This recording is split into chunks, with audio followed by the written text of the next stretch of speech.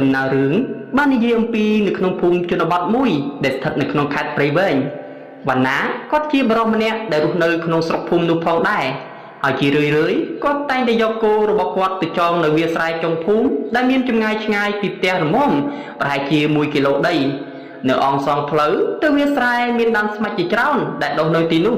ហើយបរិយាកាសនៅទីនោះក៏មានខ្យល់បក់មករំភើយផងដែរ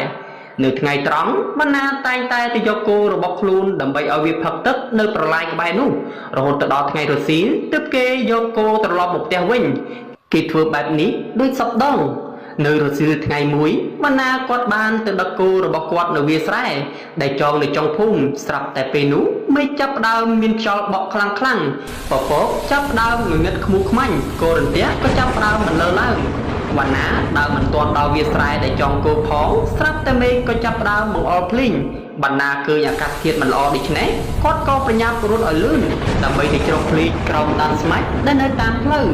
ខណៈនោះដែរវណ្ណាឃើញថានៅត្រង់ដើមស្មាច់នោះមានគុនរោងអ្នកតាមួយដែលអ្នកស្រុកធ្វើឡើងដើម្បីបន់ស្រន់និងថ្វាយគ្រឿងសក្ការៈសុំទឹកភ្លៀង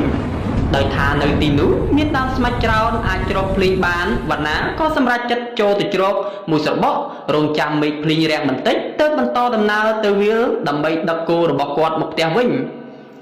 មេឃបង្អុរភ្លៀងរហូតដល់ប្រហែលជាម៉ោង5កន្លះល្ងាចទើបរៀងស្បើយបន្តិច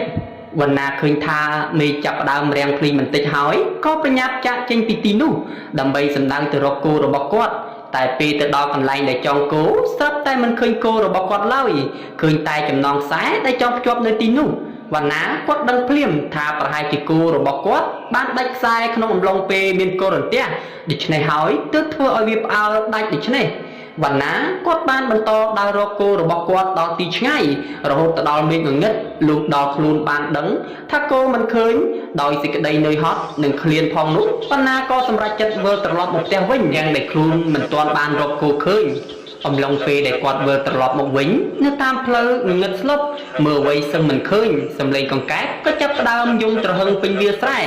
វណ្ណាគាត់បន្តដើរយឺតនៅតាមផ្លូវព្រោះមេឃងងឹតពេកហើយខ្លួនមិនមានភ្លើងបំភ្លឺផ្លូវទៀតនោះបានធ្វើឲ្យគាត់ចាប់ផ្ដើមមកវិញផ្លូវ